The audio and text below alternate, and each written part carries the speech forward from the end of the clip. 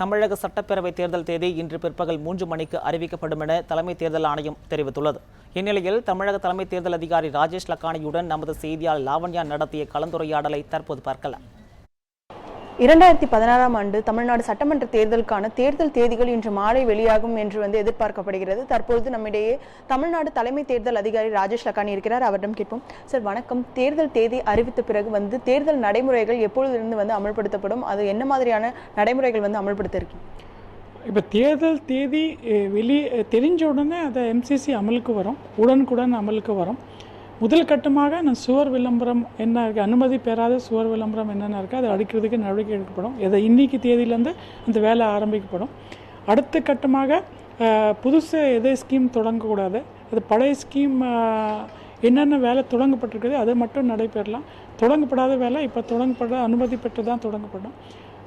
அது சார் அதே போல் தேர்தல் விதிமுறைகளை மீறுபவர்களுக்கு என்ன மாதிரியான நடவடிக்கை எடுக்க இருக்கீங்க? அது மட்டும் இல்லாமல் பல்வேறு அறிவிப்புகள் அரசு வெளியிட்டிருக்காங்க. இதனை நடைமுறைப்படுத்துவதற்கு தேர்தல் ஆணையத்திடமிருந்து ஏதேனும் அனுமதி சிறப்பு அனுமதி பெறணுமா? இல்லை, இன்னுமேலே என்ன புதுசு அறிவிப்பு இருந்தாலும் தேர்தல் ஆணையத்திட்ட அனுமதி பெற்று தான் அறிவிக்க முடியும். ஏதோ கவர்மெண்ட் ஃபங்க்ஷன் மட்டும் இல்லாமல் இப்போ அதுக்கு பண்ண முடியாது. அனுமதி பெற்று தான் அது தேர்தல் ஆணையத்தை அனுமதி பெற்று தான் அது செயல்படுத்த முடியும்.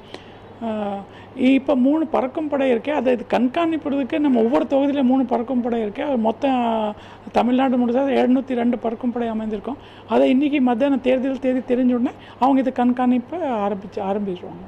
சார் குறிப்பாக தமிழ்நாட்டில் வெள்ளம் ஏற்பட்ட பிறகு வெள்ளத்திற்கான அந்த நிவாரணத் தொகை எல்லாருக்கும் முழுமையாக சென்றடையலை.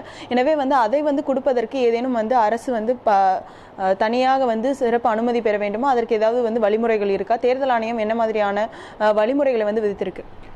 தேர்தல் ஆணையம் உத்தரவின்படி, படைச உத்தரவுப்படி இது மாதிரி ஏதோ செயல்பட வேண்டி இருந்தால் அங்கே அனுமதி பெற்று தான் செயல்படுத்த முடியும்.